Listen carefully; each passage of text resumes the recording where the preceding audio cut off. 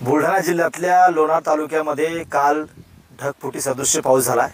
आपण पाहू शकतो की लोणार तालुक्यामध्ये मी सध्या वझरागाव या परिसरामध्ये आहे। आपण जर पाहिलं तर सध्या ही शेताची परिस्थिती अशा प्रकारची आहे की शेतामध्ये सध्या सोयाबीन पीक पेरलेलं आहे आणि सोयाबीन पीक हे संपूर्ण पाण्याखाली आलेलं आहे। शेतामध्ये हे तलावाचं स्वरूप आल्याचं आपल्याला या ठिकाणी दिसतंय। जवळपास 12 तास होऊन गेले, पाणी शेतामध्ये आहे। परिणामी हे सोयाबीनचं पिकाचं या ठिकाणी मोठं नुकसान झालंय। संपूर्ण सोयाबीन पीक हे नष्ट होणार आहे। काही शेतकरी आपल्यासोबत आहेत, या शेतातील वझरागाव परिसरातले शेतकरी आहेत। काय नेमकं नुकसान झालंय शेतकऱ्यांचं मला सांगा, काय नेमकं या परिसरातल्या शेतकऱ्यांचं नुकसान झालंय? सध्या गुडघ्या एवढं पाणी शेतामध्ये साचलंय।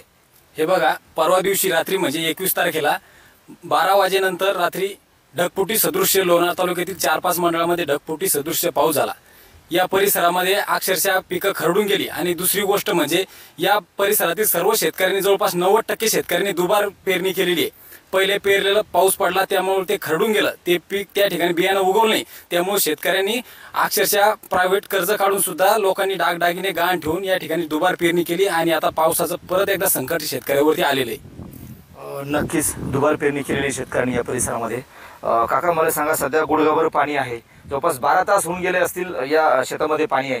सोयाबीन पीक येईल पुन्हा आता येऊ शकत नाही आणि कुठल्याही प्रकारचा अधिकारी आमच्या गावामध्ये आमच्याकडे आलेला नाही आणि पूर्ण पीक म्हणजे दुबारा पेरणी करून सुद्धा पूर्ण पीक पाण्यामध्ये गेले। आता पाणी 1 महिना 2 महिने पाणी आटत नाही।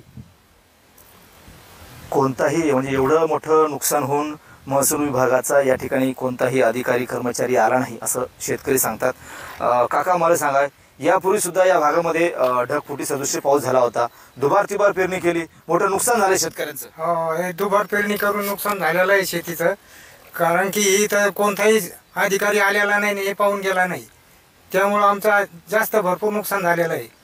बरं, शासनाकडे काय मागणी असणार आहे तुमची आता? आमची मागणी आहे की पाण्यात पीक गेलेलं खरडून गेलं हे त्यांनी दुरुस्ती करून द्यावं, काही आम्हाला आधार द्यावा, नुकसान भरपाई। तुमचं सुद्धा बाजूला शेत आहे, कपाशी लावलेली आहे, सोयाबीन आहे, त्याचं सुद्धा नुकसान झालंय। काय वाटतं की शासनानं मागच्या वेळेस सुद्धा नुकसान भरपाई दिली नाही, आता सुद्धा नुकसान झालंय, काय वाटतं की शेतकऱ्यांना नुकसान भरपाई मिळाली पाहिजे तात्काळ? हे पहा, सुरुवातीला या शेतकऱ्यांनी आम्ही सर्वांनी पेरणी केली, नंतर ढगफुटी सदृश्य पाऊस झाला आणि त्या पावसामध्ये आमच्या या शेतामध्ये जवळपास 1 महिना पाणी होतं आणि ते पाणी आटल्यानंतर आम्ही दुबार पेरणी केली आणि पेरणी केल्यानंतर सुद्धा आता सुद्धा आपण परिस्थिती पाहतो, सोयाबीन एवढाली झाली आणि आता यामध्ये पाणी साचलेलं आहे आणि शेतकऱ्यावर पाहिलं कर्जाचा डोंगर आहे। आम्ही स्वतः कारण बँकाचा कर्ज थकीत, त्यामुळे बँकाचा प्रश्न राहत नाही की दुबार कर्ज द्यायचं आहे आणि सरकारने कर्जमाफीच्या नावावर घोषणा देत आहे, बोंबा मारत आहे, करत मात्र काहीच नाही। आणि सध्या परिस्थिती अशी आहे, आमच्यावर खाजगी सावकारांचे कर्ज आहेत आणि बँकांचे सुद्धा कर्ज आहे आणि जर पिकं अशी गेली तर या शेतकऱ्यांनी आम्ही करायचंय काय? यामुळे सरकार मायबापाला आमची विनंती आहे की या नुकसानीचे तत्काळ पंचनामे करा। तुमचे अधिकारी येतात आणि सांगतात आम्हाला आदेश नाही। आणि माझा एक प्रश्न आहे, लोणार तालुक्याच्या बाकीच्या मंडळामध्ये ढगफुटी सदृश्य पाऊस पडतोय आणि आता आपण ही परिस्थिती पाहतो, या ठिकाणी ढगफुटी सदृश्य पाऊस झालेला आहे की कोणता झालाय, याचं उत्तर प्रशासनानं आम्हाला पहिलं द्यावं आणि या सरकारनं यामध्ये या नुकसानीचे तत्काळ पंचनामे करावेत आणि कर्जमाफीची सुद्धा घोषणा या सरकारनं करावी अशी आमची शेतकऱ्याची सर्वांची विनंती आहे। नक्कीच या होत्या शेतकऱ्यांच्या प्रतिक्रिया। या लोणार तालुक्यातल्या 5 मंडळामध्ये या भागामध्ये ढगफुटी सदृश्य पाऊस झाला, अनेकांची शेती खरडून गेली, शेतामध्ये सध्या पाणी साचलेलं आहे, तलावाचं स्वरूप शेताला आलेलं आहे।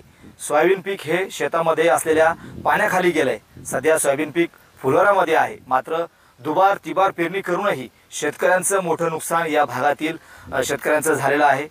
तात्काळ या प्रशासनानं नुकसानग्रस्त भागातील शेतकऱ्यांच्या शेताचे पंचनामे करावे आणि शेतकऱ्यांना भरघोस अशी मदत द्यावी अशी मागणी या परिसरातील नुकसानग्रस्त शेतकऱ्यांची आहे।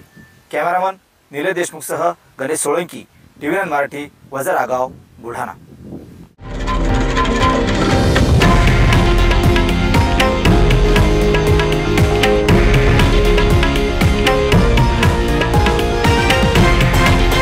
हे आहे देशातील नंबर 1 न्यूज नेटवर्क आणि आपण पाहत आहात TV9 मराठी, एकमेव।